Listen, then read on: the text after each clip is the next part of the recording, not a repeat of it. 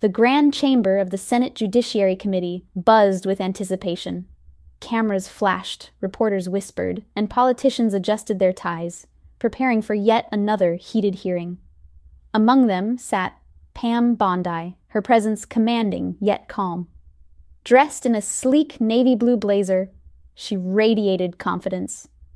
Pam wasn't just any legal expert, she was a powerhouse, known for her sharp intellect and fearless arguments.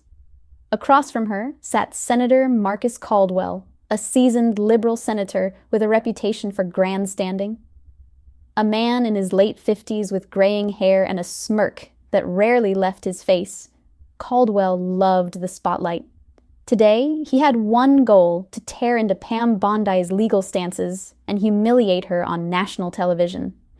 The hearing was meant to discuss constitutional law and the role of states in legal matters, but everyone knew it was a political showdown. Pam had been invited as a legal expert, but Caldwell saw her as an easy target, someone he could lecture, interrupt, and ultimately embarrass. The session began. "Ms. Bondi," Caldwell started, leaning back in his chair, "I'm sure you're familiar with the idea that the Constitution is a living document meant to evolve with time. But some would say your strict originalist views are outdated, even dangerous. How do you justify clinging to a centuries-old document in a society that has clearly outgrown it?" A few chuckles rippled through the room. Caldwell smirked, clearly enjoying himself. Pam didn't flinch. She simply folded her hands on the table and tilted her head slightly. "With all due respect, Senator Caldwell," she said smoothly, "the Constitution isn't a suggestion that we revise every time someone finds it inconvenient. It's the foundation of our country. Would you say your marriage vows are outdated just because times have changed?" The room went silent. Even Caldwell blinked, momentarily caught off guard, but the senator recovered quickly. "Ms. Bondi, let's not get personal. This is about legal precedent." Pam leaned in slightly. "Exactly. Legal precedent, which, if I recall correctly, is based on the very document you're suggesting we toss aside like yesterday's newspaper." The tension thickened.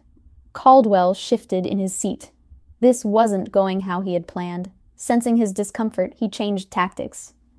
"All right, let's talk about states' rights. Many of your past cases suggest you support state authority over federal intervention. But how do you respond to accusations that your stance disproportionately affects marginalized communities?" Now the crowd was murmuring. Reporters scribbled faster. This was the moment, the one Caldwell had been waiting for.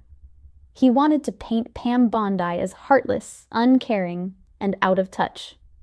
Pam exhaled slowly. She knew how this game was played. And she was ready. She adjusted the microphone, looked Caldwell straight in the eye, and said, "Senator, let's talk facts, not narratives, because I have plenty." The room leaned in, waiting for what would happen next. The room was electric. The moment Pam Bondi leaned forward, adjusted her microphone, and locked eyes with Senator Marcus Caldwell, the entire chamber knew things were about to get interesting. Caldwell, still wearing his smug grin, reclined in his chair, arms crossed as if he'd already won the argument. The cameras zoomed in, reporters practically holding their breath, pens frozen over their notepads. Pam took a moment before responding, letting the silence hang in the air just long enough to make everyone uncomfortable. Then she went in for the kill. "You asked me about marginalized communities, Senator," she said smoothly. "And I'm so glad you did." She reached into the stack of papers in front of her, pulled out a document, and held it up.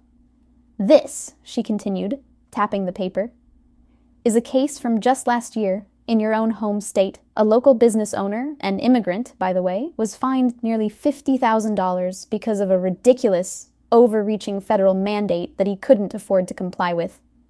This was a small business, a family-run shop that had been in his community for over 20 years. And who defended him?" She let the question hang for a second. "I did." A murmur rippled through the audience. Caldwell's smirk twitched, but he masked it quickly. Pam wasn't done. "And let's talk about the communities you're so concerned about," she continued.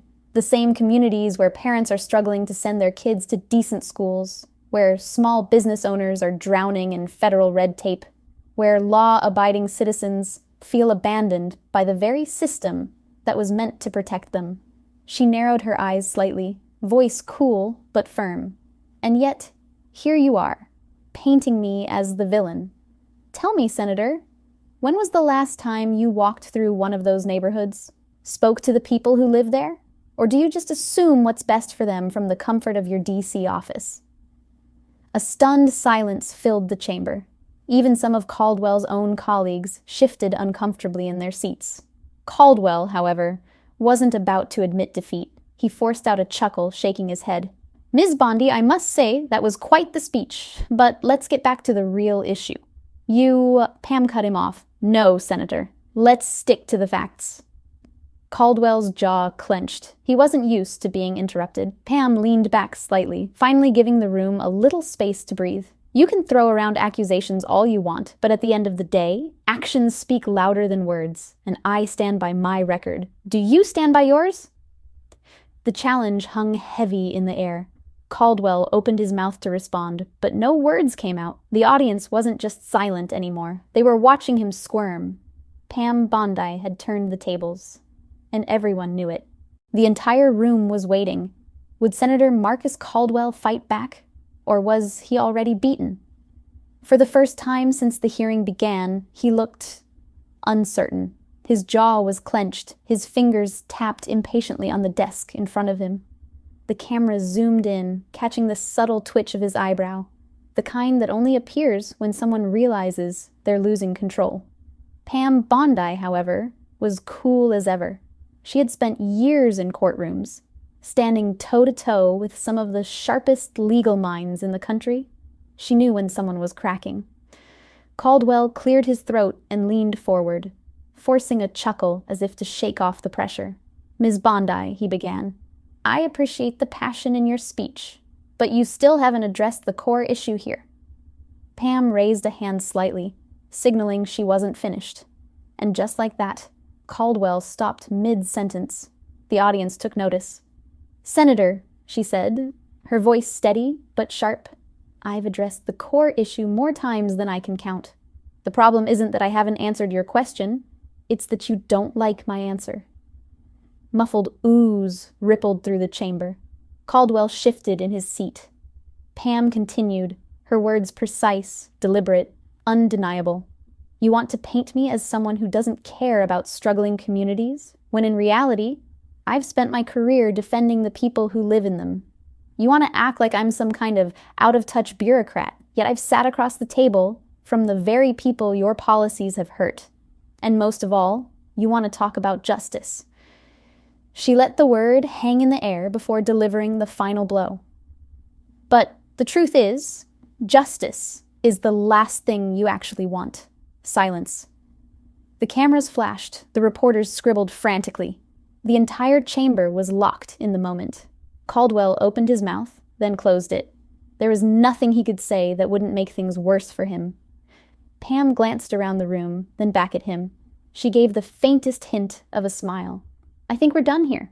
And just like that, she leaned back in her chair, folded her hands, and let the weight of her words settle in. The hearing wasn't just over. She had won. Pam Bondi didn't just embarrass Senator Caldwell. She exposed him. She came in prepared, stayed calm under pressure, and completely dismantled his argument piece by piece.